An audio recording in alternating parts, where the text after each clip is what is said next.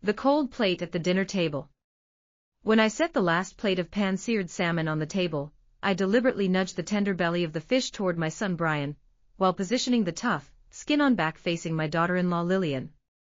3-year-old Emily poked at her mashed potatoes with a plastic fork, her little brow furrowed like a dried prune beneath her golden curls. "Grandma, I want fish," she said. "Be good, Emily," I replied, scooping a spoonful of steamed broccoli into her bowl. The bright green stalks looked distinctly plain against the white porcelain. "This salmon is for your dad to replenish his energy. He spent the whole day running around construction sites in the San Fernando Valley, and the sun was scorching at 40 degrees. Didn't your mom make cheese custard? That's what little girls should eat to keep their skin as fair as a doll's." Out of the corner of my eye, I caught Lillian picking out the vanilla bean specks from Emily's custard, Brian's favorite flavor. I'd won old Mr. Johnson's heart with that very trick years ago, yet this girl couldn't even be bothered to remember such details. My lips curled into a disdainful arc. I hadn't given Lillian a single kind look since Emily was born. It wasn't that I enjoyed being harsh, but the Johnsons had only one male heir for 3 generations, and Brian was the end of the line. How could I face Mr. Johnson down in heaven? I always said, girls don't need to be spoiled, and when Brian worked late into the night, I'd serve him a perfectly warm filet mignon from the oven, not even letting Lillian touch a single asparagus spear that accompanied it. Those were Brian's favorite vegetables, why waste them on an outsider? Last Thanksgiving, I roasted a 20-pound turkey, and I carved all the juiciest drumsticks and breast meat exclusively for Brian. As for Lillian and Emily, they were lucky to get the scraps. "Mom, you have some too," Brian said, cutting off a piece of the salmon belly and offering it to me. Glancing at Lillian's empty plate, he reached for his knife again.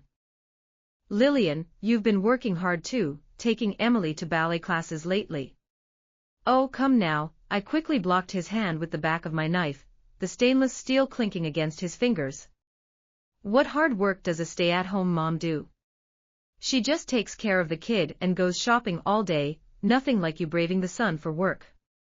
All the omega-3 in this salmon needs to go to you."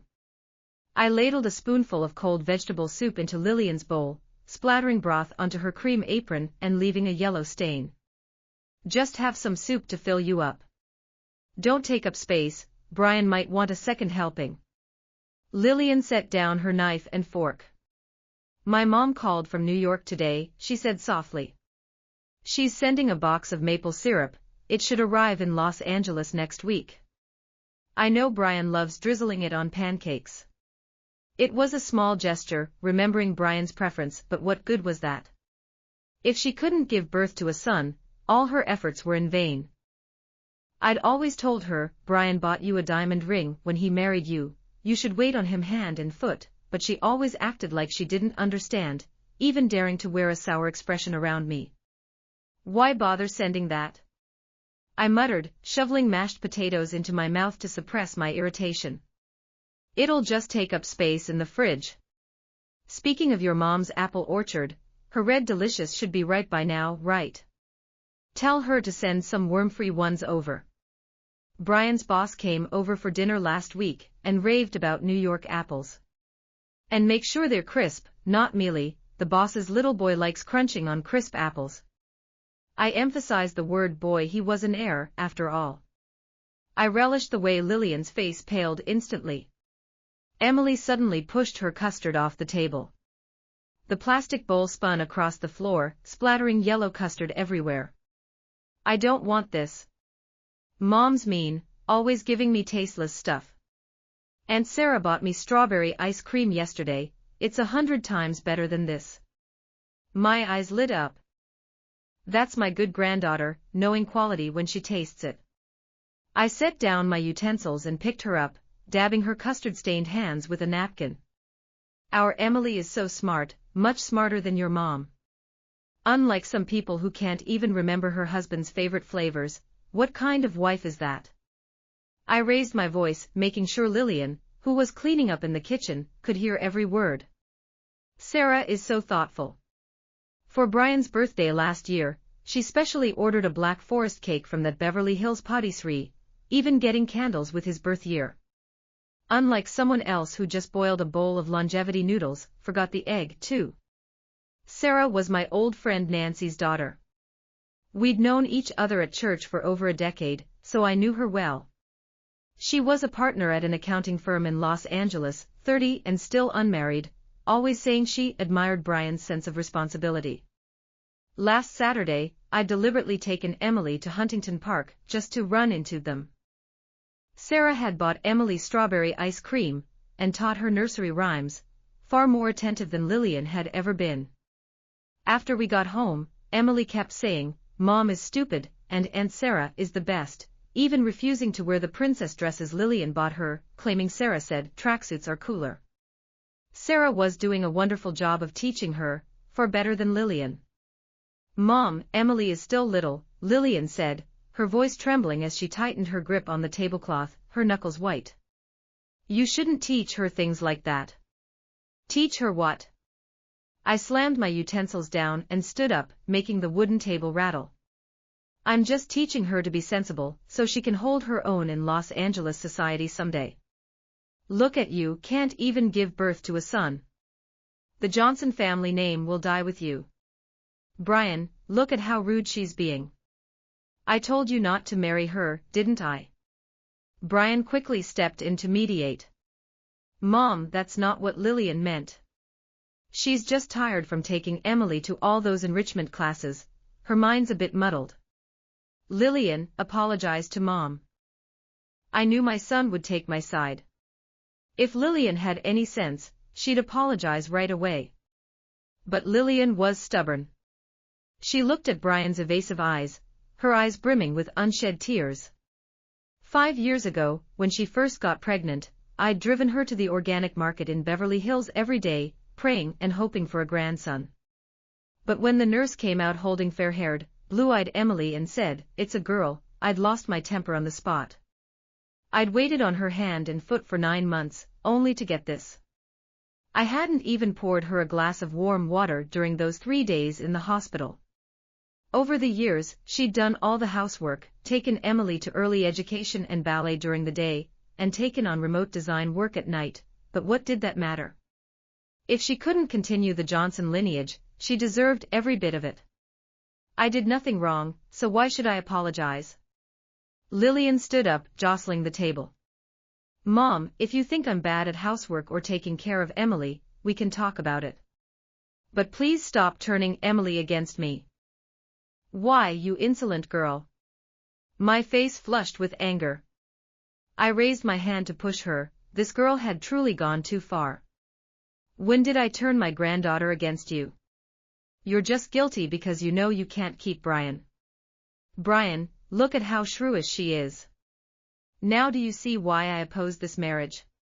Emily burst into tears, terrified. Brian grabbed Lillian and hurried her toward the stairs. "Go upstairs and calm down. I'll talk to Mom." Before closing the bedroom door, I shouted loudly, "A wife like this isn't worth keeping.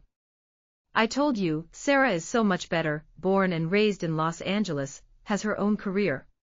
She said she'd give you 2 sons if you married her." I wanted Lillian to hear every word, to know when she was beaten. The more I thought about Sarah, the more satisfied I was. At 30, she was a partner at an accounting firm in downtown Los Angeles, earning twice as much as Brian, infinitely better than Lillian. Ever since Sarah had expressed her fondness for Brian at the Christmas party last year, I'd felt like I'd struck gold, singing her praises to Brian every day, independent, capable, good family background. Lillian? She was just a student from New York with a humble family. If Brian hadn't been so infatuated back then, he would never have married her. I despised her from the start. Once, when Lillian had the flu and couldn't get out of bed, I'd secretly rejoiced. Why would I help her? Brian was clumsy, couldn't even make formula properly. I'd quickly pulled him aside. "Sarah has the day off today. She's a certified nutritionist, let her come help. She knows more about this than you do." Sure enough, Sarah arrived soon after with a basket of organic fruit. She walked straight to the kitchen to boil water, then dressed Emily in the limited edition teddy bear jacket I'd bought. Lillian had always been too stingy to let Emily wear it. Watching Lillian lying helplessly in bed, I felt a surge of triumph. That night, when Brian went into the bedroom, Lillian had already dried her tears, and was working on a design draft at her laptop.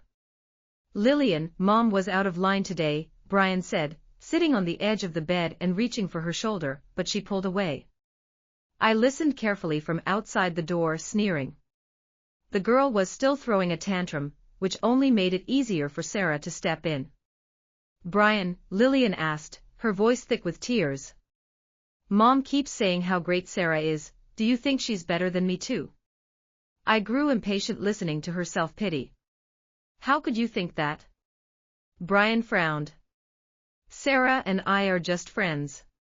She helped me with my tax returns once, Mom's just teasing. Don't take it to heart, okay?" My son was too soft-hearted, too afraid to admit he also cared about not having a son. I knew Brian better than anyone. He never said it aloud, but he wanted a son more than anything. During a company team-building trip to Disneyland, I'd seen him staring longingly at a colleague's son holding a Captain America shield. In that moment, I became even more determined. Brian had to divorce Lillian and marry Sarah. Otherwise, the Johnson legacy would truly end. Over the next few days, I made Lillian's life even more difficult. I criticized every batch of macaroni she made, either not enough cheese or too sour sauce.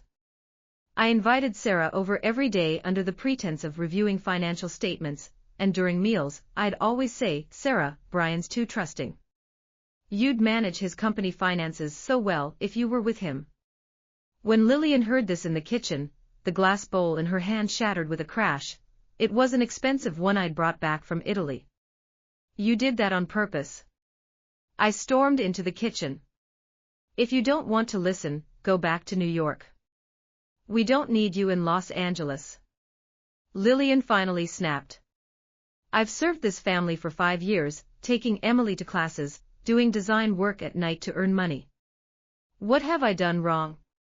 Giving birth to a daughter is your mistake," I yelled back. Just then, Emily came sliding down the second-floor banister, barefoot and tripping over her small leather shoes, which clattered behind her. She threw herself at my flour-dusted legs.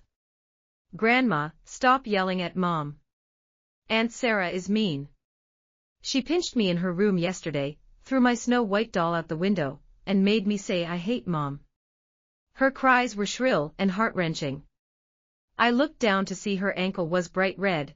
She'd twisted it running down the stairs. Lillian dropped to her knees, gently lifting Emily's foot. At the lightest touch, the child gasped in pain. Lillian's tears finally spilled over as she pulled up Emily's long-sleeve shirt. Beyond the bruises on her arms, there were darker purple finger marks on her lower back, near her waist, clearly from an adult's grip. "Brian, look for yourself." Her voice trembled like a leaf in the autumn wind. "This is what your mother's sweet girl did. 2 days ago, Emily said her back hurt, and I thought she'd fallen off the slide. I didn't see these until I bathed her yesterday." All the color drained from Brian's face. He strode over, his fingers hovering over Emily's injuries, too afraid to touch them. He turned to glare at Sarah, who was sitting on the living room sofa. "What the hell happened?" Sarah jumped up in alarm, fumbling for a shawl on the sofa to wrap around herself. Her voice cracked. "It wasn't me. Brian, don't listen to their lies. Lillian's just jealous of me, she pinched the child herself to frame me. Look at her eyes, she's been waiting for us to fight." She tried to reach for Brian's hand, but he recoiled in disgust. "That's a lie." Lillian's whole body shook with anger. She grabbed her phone from the coffee table and played a recording. "Listen to this, Emily told me through her tears yesterday." The phone immediately blared with the child's sobbing voice, "Mom, and Sarah said if I didn't tell Grandma I hate you, she'd tear up all my cartoon stickers and send me to an orphanage in the country. She pinched me here, it hurts so bad, Mom." Faintly in the background, Sarah's threatening voice could be heard, "Don't tell your mother, or next time it won't just be a pinch. Confronted with irrefutable evidence, Sarah's face turned as white as a sheet. Suddenly, she switched to a pitiful expression, covering her face and weeping. Aunt Mary, Brian, I didn't mean it. Emily was trying to steal my pearl bracelet that day. I just lost my temper and pushed her a little. I never meant to pinch her. Pearl bracelet? Lillian scoffed. You took that off yourself and left it on the dresser. Emily didn't even touch it. I stood frozen, my chest feeling like it had been hit with a sledgehammer. How could I have been so blind to mistake such a vicious woman for a treasure? Hiding in Lillian's arms, Emily peeked out and added, and Sarah also stole Dad's wallet. I saw her take money from Dad's suit pocket and put it in her fancy bag. That sentence shattered Brian's last shred of doubt. He marched into the master bedroom and returned moments later with an empty wallet, his face livid. I just withdrew $2,000 in cash yesterday, where is it? Sarah could pretend no longer. She grabbed her bag from the sofa and rushed for the door. As she passed me, she shoved me hard, spitting, "You're all crazy. I was blind to ever like your son." The front door slammed shut, shaking the framed pictures on the wall. The living room fell deathly silent, broken only by Emily's muffled sobs. Lillian patted her daughter's back gently, her gaze steady as she looked at Brian. "We're getting a divorce." Brian looked as if all the strength had been drained from him. He collapsed onto the sofa, burying his face in his hands. "Lillian, give me another chance. I know I was wrong, I shouldn't have listened to Mom, shouldn't have doubted you." "Another chance?" Lillian laughed, a sound filled with sorrow. "How many chances have I given you over 5 years? When Mom picked on me, you said she was old. When Sarah stirred up trouble, you said she was just a friend. And now that our child has been beaten, you finally say you're sorry." "Brian, it's too late." I rushed forward, grabbing Lillian's arm. "Lillian, don't be impulsive. It's all my fault, I was stupid, obsessed with having a grandson, pushing you to divorce. I'll give you any amount of money, just don't leave Brian. Emily needs her father." "Money?" Lillian gently pulled her arm away. "Aunt Mary, I didn't marry Brian for money, and I'm not divorcing him for money. I just don't want my daughter growing up in an environment full of scheming and violence." She stroked Emily's hair, her voice softening. "Mom will take you to Santa Monica Beach. There will be sunshine, sand, and no one to hurt us." Brian jumped to his feet, rushing to block Lillian. "I won't agree to a divorce. Divorce proceedings in Los Angeles are complicated. I'll never let you take Emily." "You dare?" Lillian's eyes flashed with anger as she pulled a stack of photos from her bag. "These are proof of how Mom's mistreated me over the years, medical records of Sarah abusing Emily, and pictures of you and Sarah dining alone. This is more than enough to make the judge grant me custody, and even make you forfeit all your assets." I stared at the photos, me splashing cold soup on Lillian, Sarah twisting Emily's arm, Brian and Sarah smiling at each other in a restaurant. Each one felt like a slap across my face. Brian's face turned ashen. He looked at me in disbelief. "Mom, did you?" "I took them," Lillian said calmly. "I never meant to use them against anyone, I just wanted a safety net for my child and me. Now it seems I have no choice but to use it." I couldn't hold back any longer. I dropped to my knees before Lillian, tears streaming down my face. "Lillian, I'm begging you, don't go. I'll kowtow to apologize if that's what it takes. I'll never be obsessed with having a grandson again. I'll treat you like my own daughter, help raise Emily, make your favorite apple pie." Lillian quickly helped me up, sighing. "Aunt Mary, I've never blamed you for being old-fashioned. I only blame you for being so selfish, valuing a grandson more than anything, even your own granddaughter's safety. Divorce is my final decision, and it won't change." She paused, turning to Brian. "I don't want any of your property, only custody of Emily and $50,000 in compensation for these 5 years. If you sign willingly, we can part amicably. If you insist on going to court, then we'll see you in court. The divorce went surprisingly smoothly. I accompanied Brian to the Los Angeles courthouse every step of the way, unable to wipe the smile from my face. The agreement stated clearly that Lillian only wanted custody of Emily and $50,000. She didn't touch our villa, Brian's company shares, or our savings. Good riddance, I thought. On the day Lillian and Emily moved to Santa Monica, Emily cried as she clung to her mother's neck. A twinge of discomfort tugged at my heart, but it was quickly drowned out by the joy of soon having a grandson. I called Nancy that very day, urging Brian and Sarah to get engaged. Sarah acted as if the earlier incident had never happened, returning to her sweet, obliging self. She drove to my house every day, bringing pastries from Beverly Hills, tending to the roses in my garden, and calling me Aunt Mary with more warmth than my own daughter. At church gatherings, I told everyone proudly, Sarah is such a treasure, infinitely better than that New York girl who couldn't give birth to a son. The Johnson legacy is finally secure.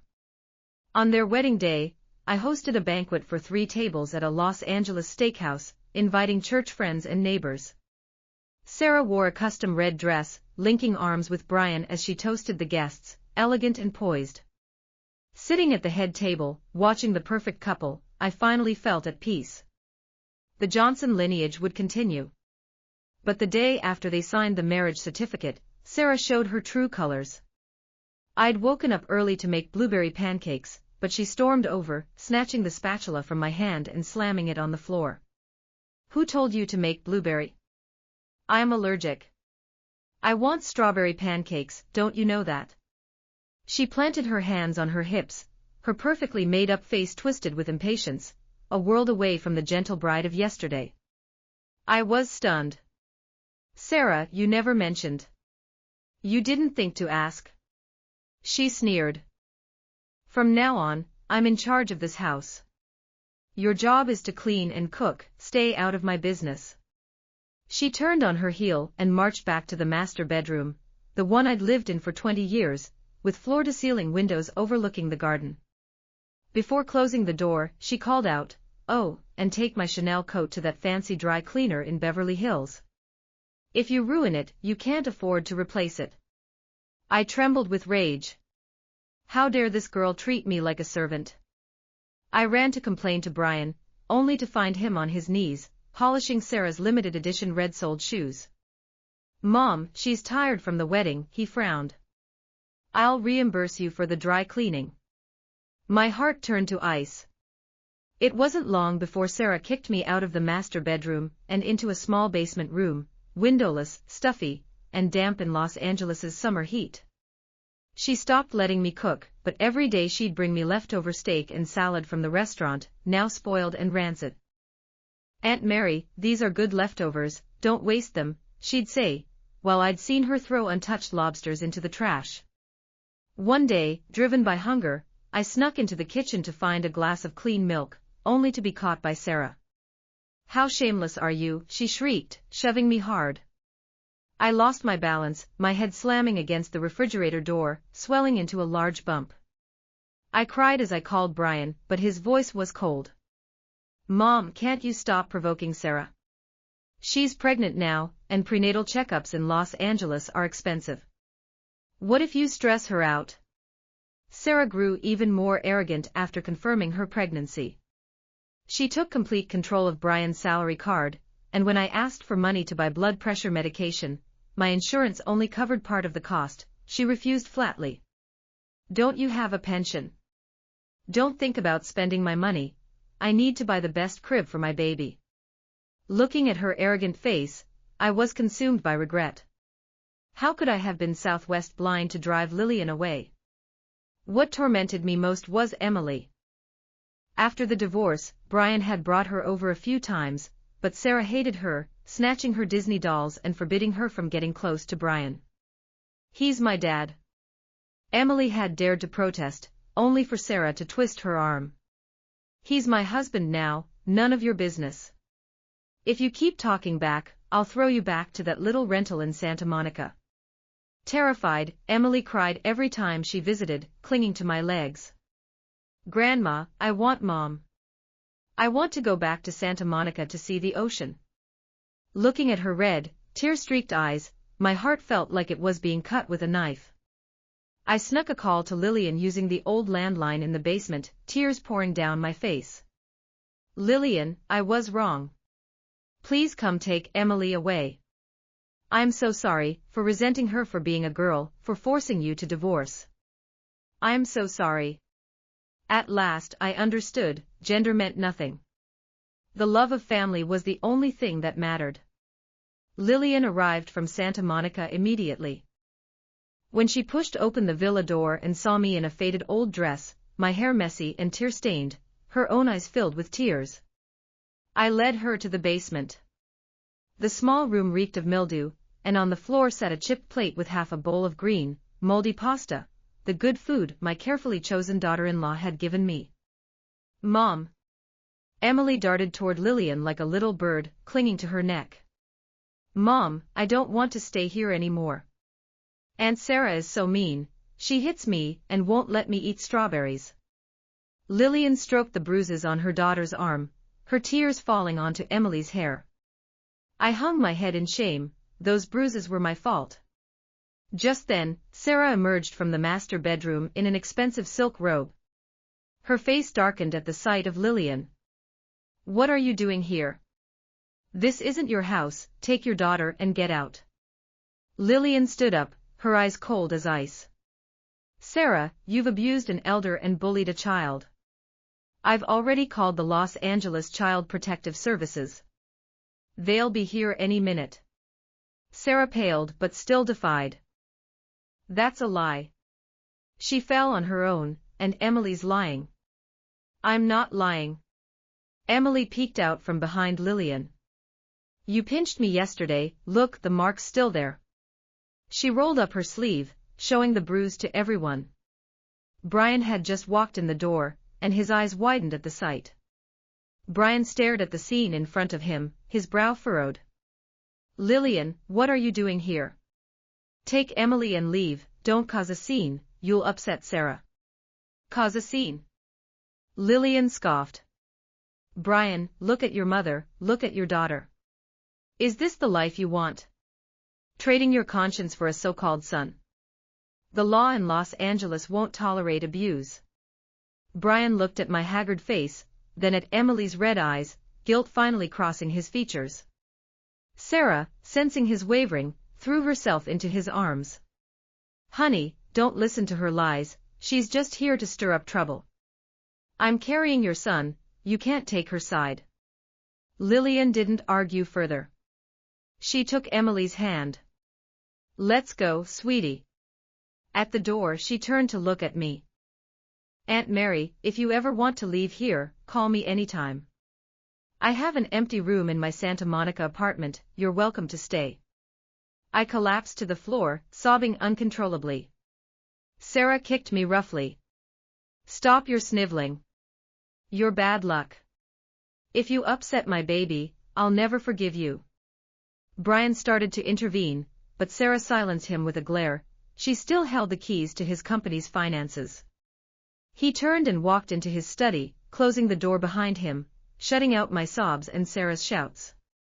At last, I was reaping what I'd sown. As night fell, the neon lights of Los Angeles illuminated the villa's windows, but inside, there was only Sarah's yelling and my tears. I thought of the warmth this house had once held when Lillian was here. She'd made my favorite apple pie, brewed ginger tea, when I had a cold, and sung me happy birthday with Emily. But I'd forgotten all that, fixated only on the fact that she'd given birth to a daughter. I knew Lillian and Emily would thrive in Santa Monica. She'd landed a major design project, earning enough to live comfortably, and next week, she was taking Emily to Disneyland. As for Brian and me, we would pay dearly for our selfishness and folly. Huddled in the moldy basement, I finally understood. The obsession with having a son was a double-edged sword. It had hurt others, and now it was destroying me. The sunsets in Santa Monica were beautiful, but I would only ever watch them from the darkness, alone, and drowning in regret.